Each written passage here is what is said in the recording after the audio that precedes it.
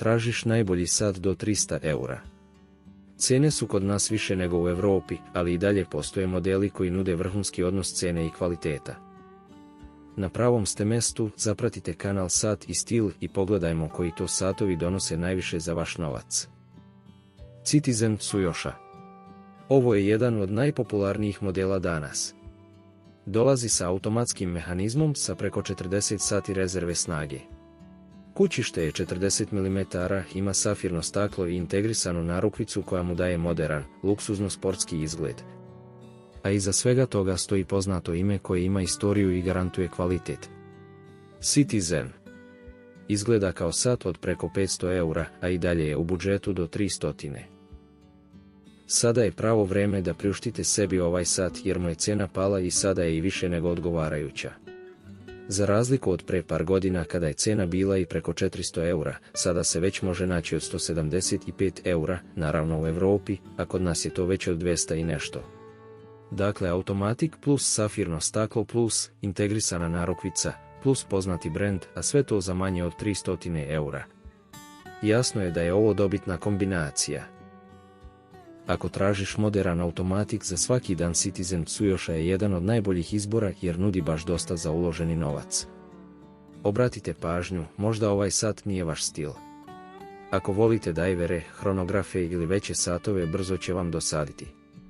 Zato kupujte pametno i ono što ćete nositi, a ne samo zato što je neko rekao da je to dobra kupovina. Ako tražiš elegantan sat do 300 eura, teško je preskočiti Bambino.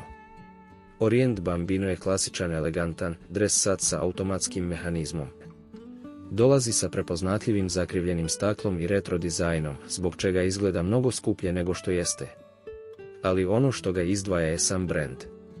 Orient je japanska kompanija koja pravi svoje mehanizme, što je retkost u ovom cenovnom rangu. Odlikuje ih pouzdanost i kvalitet kako mehanizama, tako i završne obrade. To znači da dobijaš pravi mehanički sat. Sa tradicijom i kvalitetom, a za relativno mali novac. Najveća prednost što je jedan od najboljih entry-level automatskih satova na tržištu.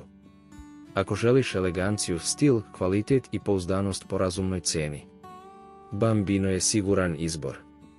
Nekada se i kod nas mogao naći za 150 eura, a sada je situacija drugačija pa je i u Europi problem naći po toj cijeni.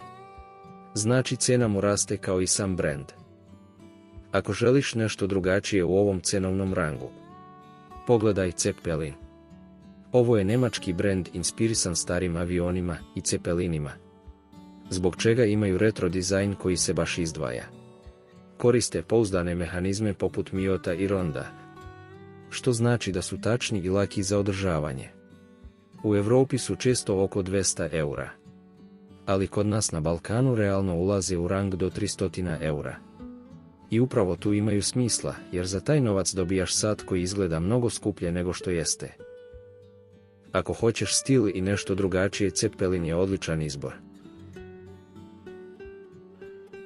Ako tražiš sat do 400 eura, to radimo sljedeće. Zato zapratite Sat i stil da ne propustite sljedeći video. Hvala na pažnji.